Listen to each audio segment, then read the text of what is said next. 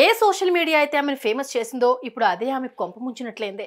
రుచికరమైన veg, non veg వంటకాలతో కన్నా, నాన్న, చిన్న అంటూ ఎంతో ఆప్యాయంగా కొసరి భోజనం వడ్డిస్తూ తక్కువ సమయంలోనే మంచి పాపులారిటీ సంపాదించుకుంది స్ట్రీట్ ఫుడ్ కుమారి ఆంటీ. అయితే తాజాగా ఆమెకు షాక్ ఇచ్చారు పోలీసులు.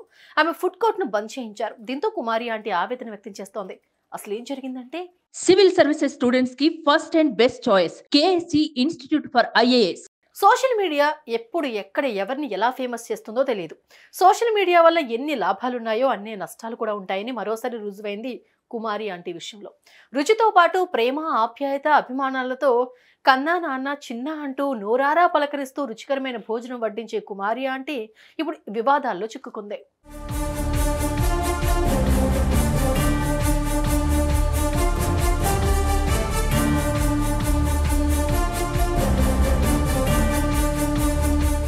ఫుడ్ బిజినెస్ ద్వారా తక్కువ సమయంలోనే ఫేమస్ అయిన కుమారి ఆంటీ రుచికరమైన వంటలకు చాలా మంది అభిమానులు ఉన్నారు.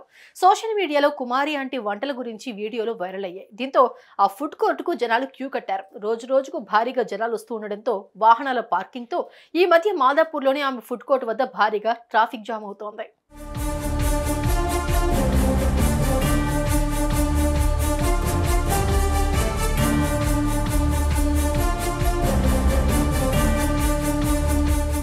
ఈ క్రమంలోనే మంగళవారం పోలీసులు రంగంలోకి దిగారు. ఆమె ఫుడ్ కోర్ట్ ను అక్కడి నుండి తరలించాలని ఆదేశించారు.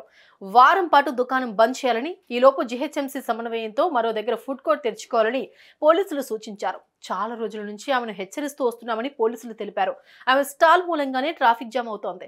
ఎలాంటి ఇబ్బందులు కలిగించకుండా వ్యాపారం చేసుకుంటే మాకు పర్వాలేదు, కానీ ఇక్కడ పరిస్థితి అలా లేదు. ఒకవేళ ఇదే విషయంపై కోర్టు నుంచి స్టే తెచ్చుకుంటే గనుక మేము ఏం చేయలేం, కానీ కోర్టు గనుక తొలగించాల్సిందేనని చెబితే మాత్రం తీసేస్తామని రాయదుర్గం ట్రాఫిక్ ఇన్స్పెక్టర్ విజయానంద్ స్పష్టం చేశారు.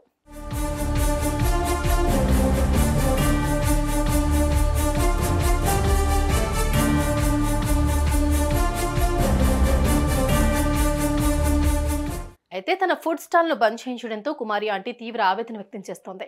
సోషల్ మీడియానే తనను ఫేమస్ చేసిందని, ఇప్పుడు వాళ్లే తనను ఆదుకోవాలని రిక్వెస్ట్ చేస్తోంది కుమారి ఆంటీ. ట్రాఫిక్ పోలీసులు తన ఒక్కరి బండి మాత్రమే ఆపారని ఆరోపిస్తోంది.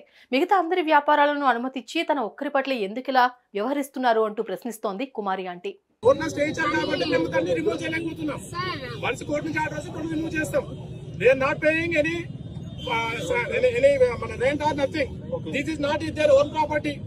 They are not paying any rent. Simply they are coming and doing business.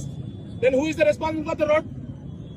That's why we tell people to chala chota road mein enani ante all of sudden ippudu close cheyiste correct kaadu kada. Suddenly kadandi, since long time we are saying this one. చాలా మంది చేస్తున్నాము. That మేము కోర్టులో ఉంది కాబట్టి మా duty మేము చేస్తున్నాం. ఎక్కడైతే రోడ్ అబ్జెక్ట్ చేస్తుందో మేము అక్కడ ఫైన్ వేస్తున్నాం. చూడండి, అంత పార్కింగ్, ఇదంత రోడ్ వే.